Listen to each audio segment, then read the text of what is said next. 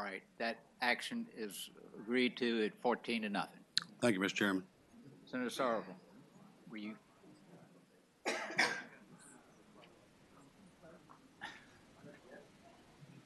All right, Scott. Senator McClellan showed up.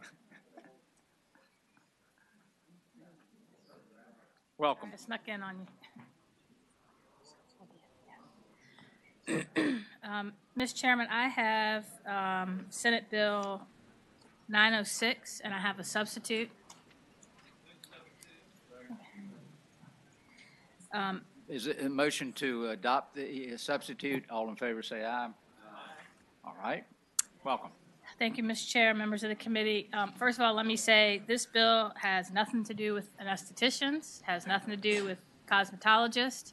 It was never intended to, but I think some of the language in the original bill that was intended merely to clarify some definitions without changing them got anestheticians and cosmetologists concerned, and so this substitute limits this bill solely to its original purpose, which was to create an occupational title of master barber as a grandfathering mechanism to handle some changes that have been made in the licensing for barbers to bring the barbering profession up to date with the current training and education process and scope of practice for barbers without putting older barbers out of business.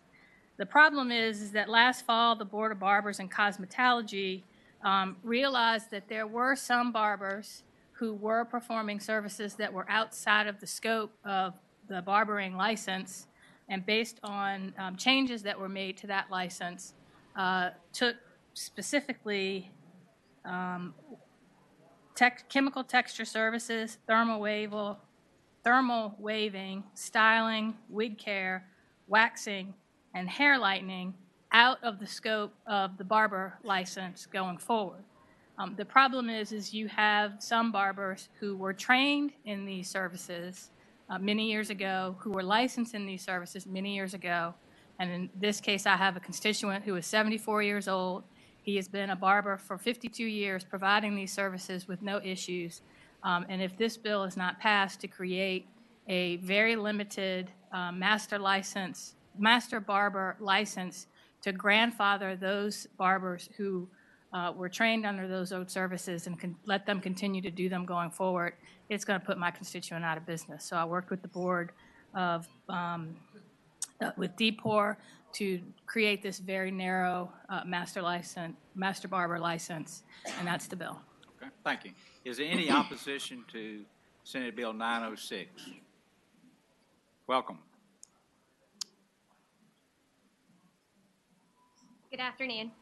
My name is Jessica Olson, and I'm a licensed esthetician, licensed master esthetician, and an instructor here in the state of Virginia. I'd like to clarify I'm not against all of this. I'm completely in favor of the portion of, or the original objective to create a master barber license for a grandfather. I agree with that.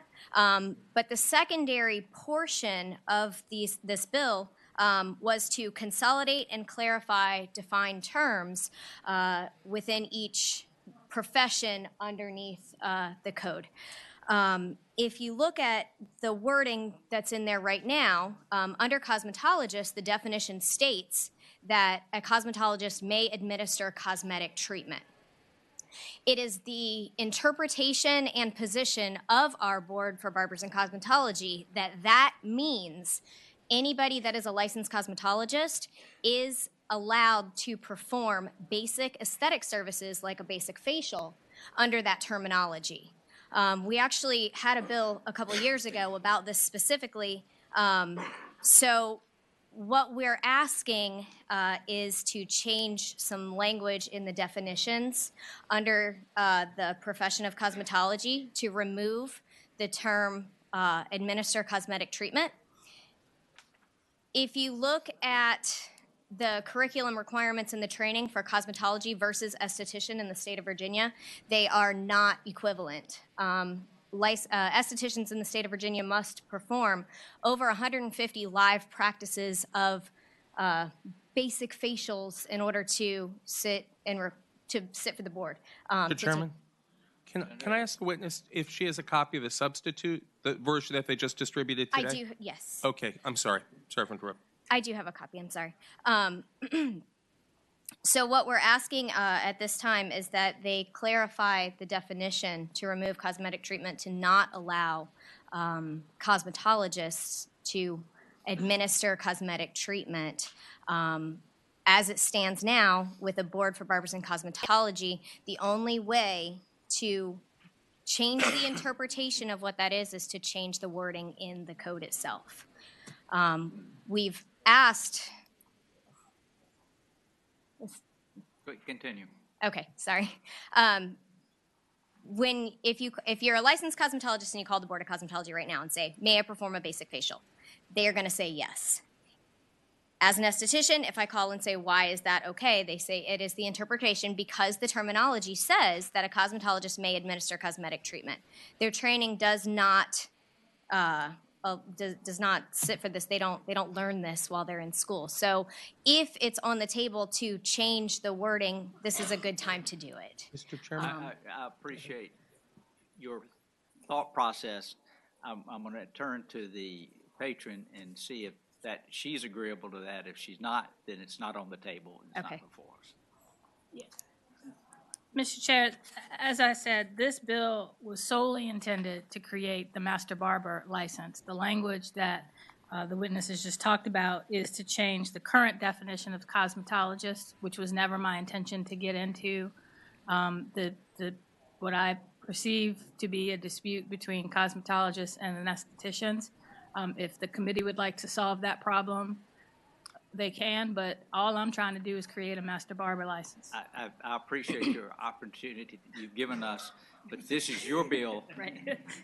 and you're in charge of it. I would prefer to just create a master barber license and somebody can work on fixing their problem Next later. year, you can find somebody to introduce that bill. Senator Devin. Thank you very much. I'm going to ask to clarify the witness. Does making a master barber in any way affect those two definitions you talked about? Does having a master barber hurt? Not at all. Okay, thank you. Not at all. Okay. All right. Is there anyone who opposes a master barber? Hearing none. Is there a motion?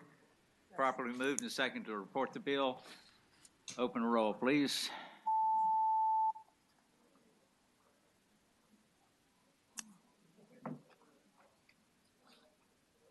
That bill is reported 13-0. Thank you, Mr. Chair. Senator Stanley. Senator Stanley, come on. Step it up.